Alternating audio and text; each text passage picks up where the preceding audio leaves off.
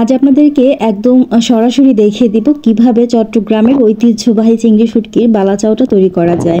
তো যার জন্য আমি এখানে 1 কেজি পেঁয়াজ কুচি করে নিয়েছি আর 1 কেজি করেছি রসুন কুচি। আমি সবসময় যে কাজটা করি, যতটুকু পরিমাণ হচ্ছে চিংড়ি শুটকিটা আমি নিয়ে থাকি ঠিক ততটুকু পরিমাণ হচ্ছে আমি পেঁয়াজ রসুনটা নিয়ে থাকি। এতে করে এর টেস্ট কিন্তু অনেক ভালো আসে। তো আমি দেখতেই পাচ্ছেন খুব সুন্দরভাবে মিহি কুচি করে কেটে নিয়েছি। আর এখন হচ্ছে এগুলোকে বেরেস্তা করতে হবে। আমরা নর্মালি যেভাবে পেঁয়াজের বেরেস্তা করে থাকি ঠিক সেইভাবে করেই কাজটা আর কি করব। মোট কথা হচ্ছে পেঁয়াজ রসুন এগুলোকে খুব ভালোভাবে আর কি ডুবো তেলে ভেজে নিতে হবে। যার জন্য আমি বড় একটা কড়াইয়ের মধ্যে 1 লিটারের মতো সয়াবিন তেল দিয়েছি। আর এই ভাজাভাজির কাজটা করতে একটু বেশি পরিমাণ তেল লাগবে।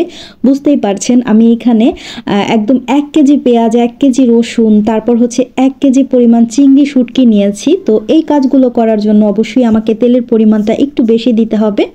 আর এটা যেহেতু আমার বিজনেস পেজের জন্য আমি রেডি করছি, আপনারা একই প্রসেস ফলো করে পরিমাণে কমিয়ে কাজটা কিন্তু করতে পারবেন। তো পেঁয়াজের বেরেস্তাটা আমার হয়ে গেছে আর খুব সুন্দর একটা কালার যখন চলে আসবে তখনই কিন্তু পেঁয়াজের বেরেস্তাটাকে নামিয়ে ফেলতে হবে করে। রসুনটাও সেম প্রসেসে করে নিয়েছি।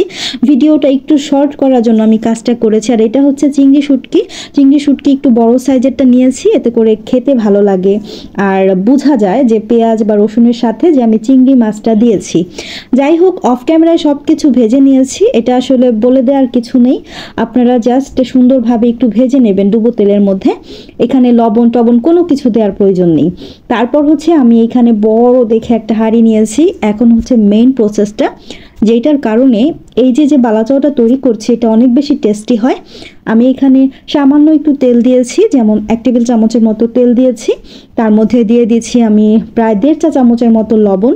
খুব বেশি লবণ এখানে দেয়া যাবে না, লবণটা পরিমাণে কমিয়ে দেবেন, তা না হলে কিন্তু একদম তিতকুটে হয়ে যাবে, লবণ তিতা হবে। এরপর আমি চুলার জালটা কিন্তু বন্ধ করে দিয়েছি। চুলার জালটা বন্ধ করার সাথে সাথে আমি এখানে লাল মরিচের গুঁড়া দিয়ে দিচ্ছি। তো আমি এখানে প্রায় একদম ভরে 2 চা চামচের মতো লাল মরিচের গুঁড়া দিয়েছি। ওই যে বললাম চুলার জালটা কিন্তু বন্ধ করেই কাজটা করতে হবে। চুলার জাল থাকা অবস্থায় দিলে মরিচটা কিন্তু একদম পুড়ে যাবে, তখন বাজে একটা স্মেল আসবে, খেতে ভালো লাগবে না। এখন আমি হচ্ছে চিংড়ি শুটকিগুলো দিয়ে দিয়েছি, তারপর পেঁয়াজের বেরেস্তা দিয়ে দিলাম, এরপর এখানে দিয়ে দিলাম হচ্ছে রসুনের যে বেরেস্তা করেছি সেটা দিয়েছি। আর এই যে রসুন পেঁয়াজের যে বেরেস্তাটা আছে এটা কিন্তু আপনারা চাইলে করে কৌটোর মধ্যে করে দীর্ঘদিন সংরক্ষণও করতে পারবেন। যখন চিংড়ি মাছটা বাসায় নিয়ে আসবেন তখন জাস্ট একটুখানি আপনারা নেবেন, নিয়ে তারপর হচ্ছে ভেজে সাথে মিক্সড করে নেবেন। আর যে প্রসেস আমি করেছি এভাবে করবেন।